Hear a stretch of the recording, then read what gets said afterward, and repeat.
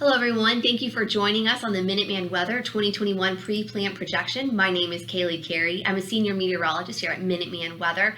And just a quick breakdown of what we're going to be looking at today: the forecast, the drought monitor, drought outlook, some of those long-range seasonal model runs, soil moisture current and projected, and what impact is this going to have to crops coming up as we head into planting season. Now, something about us at MinuteMan Weather is that we are all about change, tend to focus on change from model run to model run and what impacts it's going to have on crops or energy as you move forward. Now, there are two sectors within the company, agriculture and energy. Today, primarily focusing on agriculture and what we're looking at as we head into this planting season. Now, the National Weather Service does have some of those forecasts out for March, April, and May, and this is no surprise here. Still forecasting above average temperatures for most of the United States, except for that little sliver up in the Pacific Northwest. And that's going to start to shift to well above average for almost the entire lower 48 as we head deeper into this season. Now, a lot of these forecasts are based off our current ENSO situation, which we are still in a moderate La Nina, and this is leading to below average precipitation in the desert Southwest. Now, this isn't something that's just started. We've been dealing with this for almost the last year due to that lack of monsoon season that the desert Southwest had last year, and we're kind of seeing that bubble grow and spread and infiltrate into the other surrounding states. Now, it is worth pointing out the above average precipitation in the Ohio River Valley, because as we start to look deeper into the long range outlooks, you're going to see that green kind of hang around in the Ohio River Valley region, indicating they're going to be looking at some pretty good rainfall, definitely adequate rainfall as we head into the planting season. Now, once again, above average temperatures forecasted for most of the lower 48 through at least November, and that does have to do with La Nina. Now, we are forecasted to stay in a moderate La Nina and then eventually weaken into a neutral phase through summer, and then a moderate La Nina to strong La Nina is focused to come back as we head into early fall. And this is represented in those rainfall outlooks. Heavier rain possibly out east and then a little bit drier as you start to head further west. Now, if you live in the desert Southwest or Texas, it is a relief to see that below average rainfall kind of lifted from your region. Now, the current drought monitor, we are seeing a lot of red here, and notice that that does coincide where we were dealing with that below average rainfall. And notice, looking closer into western Iowa, you see that little sliver of red.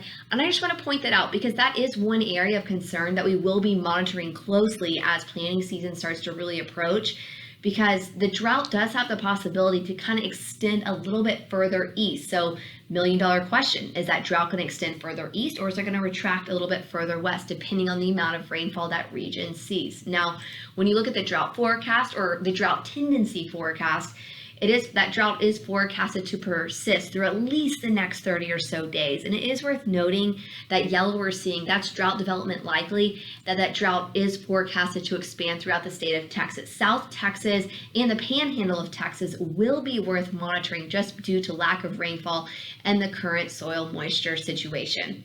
When we start to do a breakdown of those long range models, this is the European model for March, April, and May on the left. Notice how we're seeing a lot of those greens in the north and those browns in the south, indicating below average rainfall in the southeast and above average rainfall in the Dakotas and up further up into the northern portion. Now, this will be helpful for the Dakotas because North Dakota is pretty dry at this point, but we do need to see that green dip down a little bit more, especially for Iowa, the western portion, where that drought really is trying to push its way further east. Now, this is slightly good news. As you start to look into June, July, August, we start to see this precipitation start to flip, and that's because this is when we're anticipating ENSO to move from moderate to neutral phase, and we're going to start to see those weather patterns shift around quite a bit. This is anticipated to bring some relief to Texas, and the southeast is forecasted to receive ample rainfall during this time period as well. Now, going ahead and looking a little bit closer at soil moisture. Now, this isn't current soil moisture. This is an outlook for the end of March. Now, the eastern portion, notice the Carolinas, Virginia, we're looking at a surplus of soil moisture. And then things are still once again looking pretty dry over in California on into Texas. Now, the good news with all of this is that as we start to head into the end of May, notice how that soil moisture, those yellows and reds really start to decrease, indicating more rain is in the outlook and possibly increasing the soil moisture in those regions. And then interestingly enough, over in the east, you're starting to see those green streaks. So that's we're going to start to see that shift. And then as we start to look at current soil moisture, this is what we're really looking at. Check out Iowa, North Dakota, South Dakota, Nebraska, and Kansas. They are really behind on soil moisture, not adequate enough right now to support crop growth. So they are in need of more rain, and especially through the central portion of Illinois as well. The good news is that more rain is forecasted for that region, so hopefully they can get some relief soon. And pointing out Texas as well. South Texas low on soil moisture. And we are anticipating those soil moisture levels to kind of stay low at least through about March, and then potentially increase as we get a little bit closer on into that planting season. Now let's go ahead and break this down crop by crop, starting with corn. Now, Ohio River Valley, and I was pointing that out earlier, noticing how it was in the above average rainfall category for most of the outlook. Currently, they're near average for soil moisture, which is great. But if you start to look into the plains, northern, the upper Midwest region, it is abnormally dry to a severe drought, and that is something we've seen. And that's going to be the main concern throughout this season. We're going to be having to monitor this region for adequate soil moisture as planting continues to approach. And once again, there is that possibility that the drought that's seen in the plains could expand further east during the time frame before it's forecasted to improve through late summer. And this, once again, could become problematic for corn and soybeans, especially in western Iowa and that one strip throughout the center of Illinois. Now breaking it down into soybeans. Now this is a region, once again, we are going to be watching as well. The central northern plains, once again, they are dry. Looking to get more rain though as summer approaches. Ohio River Valley should be good, but some regions that we are going to be looking at is the lower Mississippi Valley. So if you notice back earlier on, there were some regions experiencing drought there. They were minimal, so there's just going to be a few isolated spots, but overall, soybeans we will be monitoring, and especially in the northern portions, as if that drought does decide to expand a little bit further east.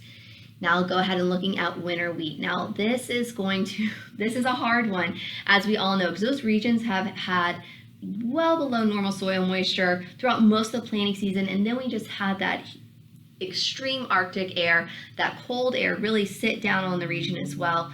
But also, as we all know, wheat has 9 lives, so it'll be interesting to see when that crop comes about how it's going to make its way. But I feel like the crop, it's going to come out with mixed reviews. So the western portion of where winter wheat is grown, it has a possibility to remain in drought conditions for an extended period of time. Kansas and Nebraska continuing to be monitored for worsening drought conditions. And the primary location for hard red winter wheat is Kansas, and the forecast is drought conditions slightly improving through spring. So that will need to be monitored as well. Now let's talk about soft red wheat. Now most winter wheat areas reporting that the majority of crop is in fair to good condition. Now they have had limited snowfall and slightly warmer temperatures, which did raise some concern for wheat across Ohio, Indiana, and Illinois. But overall, at this point, things are looking like they're going to be okay for soft red wheat. Now, white wheat, milder temperatures and ample moisture assisted soil recovery across Oregon, Washington, and Idaho. And as we're looking at those precipitation forecasts, we were looking at adequate precipitation in that region as well as near normal temperatures. So all in all, it's looking well for white wheat up in the Pacific Northwest. Now spring wheat, this is going to be a region worth monitoring due to the drought that they're currently looking at in North Dakota and low soil moisture as well. They have seen a lot of rain over in the western half of this region, but the eastern half is not seeing adequate rainfall. So we need that near to above average precipitation to kind of continue across the plains and Canadian prairies to really see this crop thrive. But there's still plenty of time as we start to head into season. Okay, now let's talk cotton. Texas cotton is going to need to be monitored just because soil moisture is currently so low, and we are anticipating that drought to kind of continue for the next couple months or so before we do see that relief. And then as you start to look over towards the southeast, the good news with the southeast is that they are forecast to receive adequate rainfall throughout the season and on into summer as well. So that region as of now is looking okay, but we will be needing to monitor the Texas Panhandle for cotton and for drought and adequate soil moisture. Now, if you have any more questions, please feel free to reach out to us. You can find us on Facebook, LinkedIn, and Twitter. We'd love to talk weather with you or dive deeper into the crop situation. And you can reach us at 979-221-1634, or please feel free to shoot us an email. Thanks for tuning in, everyone.